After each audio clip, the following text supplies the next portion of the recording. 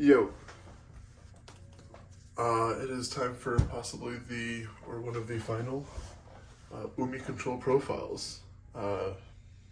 Moving on to some spicier shit here in the future, and so I wanted to give you guys just a good profile to go out on. I definitely don't think I'm putting this deck away forever. I'll probably bust it back out again for sure. I've loved playing this deck, but got to move on to other things at some point. I tried to cut out some of the fat and really hone in on a super consistent variation of the deck, but again, as always, I don't know if this is perfect, but really like how it runs. It's kind of a different angle to take on it. This is strictly going first. All the going second cards are on the side, so please win the dice roll. Otherwise, you can main deck Nibiru's or Dark Rulers, what have you, but I have only going first stuff in the main deck, so it's really good when you win the dice roll, and it's subpar going second, so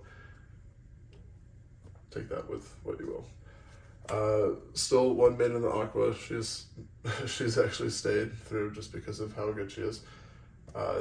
3 Jellyfish.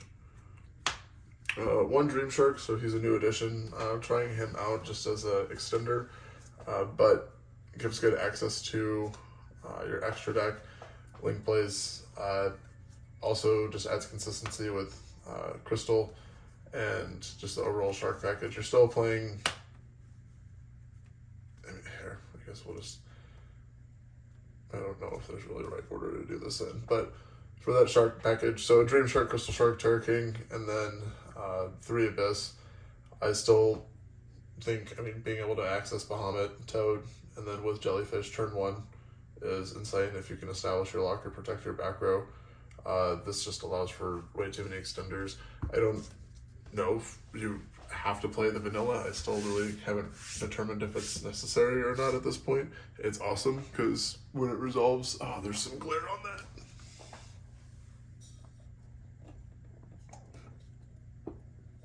Is that better? Nope, that's worse. There's just probably gonna have to be, that's so unfortunate. It's source lighting. It is what it is. What if we just moved the cards? How about that? Sorry guys, gotta do some, our studio undergoing some technical difficulties. All right, there we go. Boom, just gotta keep the cards in center. Idea being though that you're always having cards that you can keep or search to keep your Abyss Shark live.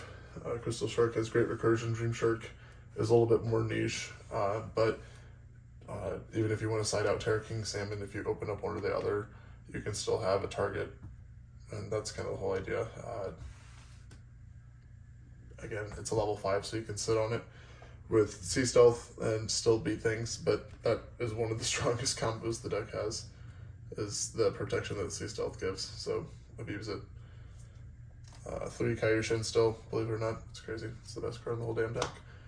1 Gamma Seal still, because it's your 1 card out to everything. This card is bonkers. I love the fact that you can search that shit. It is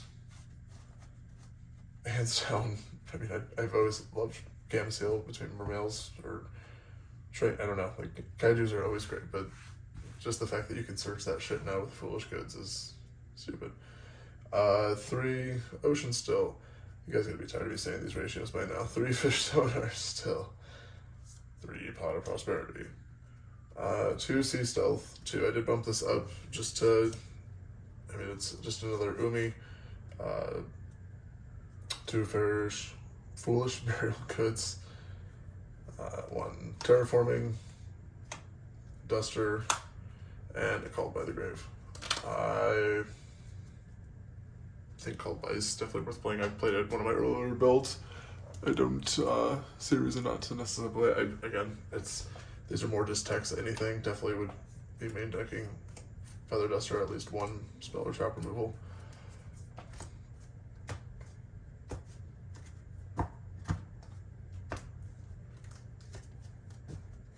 Sea Stealth 2 at 2 is nice. For the traps, 3 Dark Reef, 2 Sea Stealth attack, 2 Ice Barriers still. I'm back to playing the Ojamas. I fucking love these cards. Actually, damn, if you really wanted to be spicy, I just thought of this too. I'm glad I did, because this could be a live edit. But if you really wanted to, you could play one of the duo and one of the trio, which I know I've got a duo right here in this binder. Bastard. Boom. But as opposed to playing 2 trios, which trio is cool, but if you open both and know the way to lock, this way you can actually technically fill up all 5 of their zones, which if you open up trio, you can't do that, or 2 trios, you can't do that. So maybe, and you can decide, but maybe it's better to play one of each, so that's why I'm swapping that out. So I just thought of that though. But then that way, if you open up both of these, you can flip them both and fill up all 5 zones if you don't have another way to lock. Otherwise, they would still do the same thing. And that way I can actually play respectfully all 5 of the tokens. Duh, why didn't I think of that? So always stay on your toes, never let them know your next move. But that's it for the traps. Ojama lock is still sick. And you can do that with the goes in matches as well. If you have one of these and you don't have your Kairyu-Shin lock, you can flip over this shit and it goes in match, and now they're locked into that token as well, so that can equally fuck over a lot of decks. So you don't even have to rely on, like, it goes in matches busted as is, but there is a little bit more synergy with playing the Ojama cards rather than just trying to lock them into the token itself. I still like this token generation more than the Mithra, which is the Monarch, the level 1, I believe it's level 1, but it special summons itself and a token to your opponent's side of the field, and that's great, but it summons the token on your turn, so then that way on their turn they can put it in defense or attack position and clear it more than likely, whereas with duo and trio, it summons it in defense position on their turn, so they have to sit on it for a full turn, they can't change the position, and then you get your whole turn to set up even further, and then you can typically win by that point. But the idea being summoning it in defense position is a lot better, and that's like a niche detail, but I do like that a lot more. Yeah, cut out Kraken, Whale, and the Warriors of Atlantis, but I don't know, just definitely a more consistent version. It's a little bit more dialed in. I bricked so goddamn hard in one of my replays. It's rough, but it still happens. I don't think that's ever not going to happen. I think that's just part of the game at this point, but damn, I don't even know if this has changed at all either. Area, an enemy, 2 Toad, 1 Smeller. I definitely put Kraken back in. Yes, it has changed. Due to goes in match being put back in. The first game against Trap Tricks didn't get recorded, so that's why I ended up recording an extra 2 matches, or extra match, or game, Jesus Christ. And but game 1, I was able just to make Kraken and goes in match, and felt like I was playing Kraken control again. But it was cool because this is a great plan B, especially if you open up goes in match. 1 Silent Honor Arc because that package is busted. 2 Bahamut Shark to go with the 2 Toad. Knight, Lancer, Honor Dark, Nash to finish off that package, and then 2 Zeus, just because it's very likely that 1 gets sniped. So I mean, you play 2, all the good shit, but most of the time you don't even use your extra deck, and 99% of the time when they do look at your extra deck, they're not going to know what the fuck they're looking at. They're going to banish a Toad or a Shark or a Zeus and call it a day for the cashier shit. But that's still the very, very minute changes to the extra deck. You never use it. I did cut out skill drains too out of the main deck, which hurts because it's my favorite trap. So you can definitely put skill drains back in the main because that shit's also busted if you want. I just lost a skill drain against Dark Worlds. 3 Nibiru inside, 3 evenly. Change of heart because I thought it'd be spicy as shit to take your opponent's monster and then tribute it for a Kairyu-Shin. That's kind of gangster, right? So you could do that. Eclipses,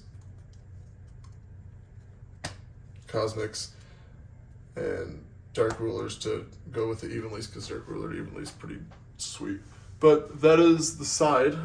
Nothing too ecstatic. I would definitely, again, like I said, if you don't like the idea of not having any cards in your main deck that are good for going second, you can definitely try and work in Nibiru's. Card's great because if you pull it off, then you've got a monster that you can tribute off for your Kairyu-Shin. So definitely it opens up a lot of lines of play there. It's good going first or second. But yeah, I guess that's the deck. Again, deck plays clean. I mean, it plays so smooth 90% of the time. I mean, I shouldn't start putting stats on it. I don't know what the opening probabilities for hands are. But between playing the, I don't know,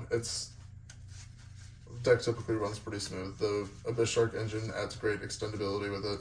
I don't know, it catches a lot of people off guard still. The Ojama lock is still disgusting. This deck, it does lose to dumb shit like Swordsful. I don't know why I'm struggling with that deck so much. But I don't know. I mean, obviously the deck's been around a little bit longer too, so people kind of know how to play against it, as opposed to a deck that has a new factor to it. So I don't know. I still definitely will play it every here and there, but like I said, this will probably be one of the last profiles for a hot minute.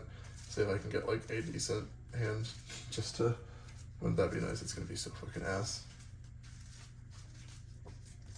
Good representation.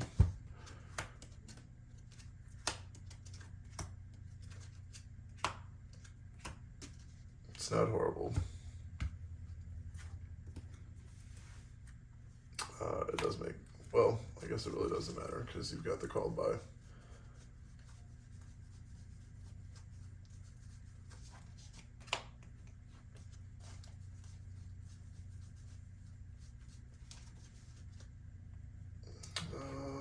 Go with this first, or barrier first. I don't know if you can see. Yep.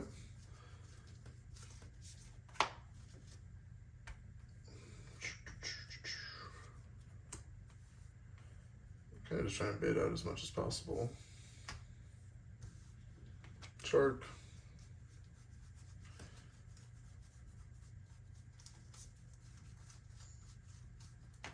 Crystal. Crystal target, Abyss.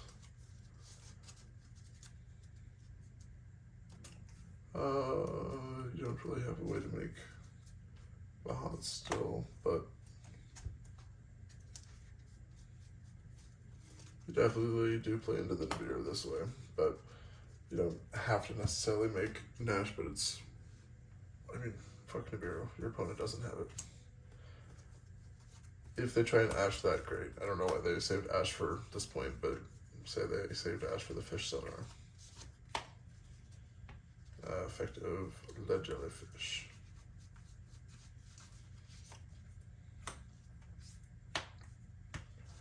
Definitely the effect of Kairyu-Shin.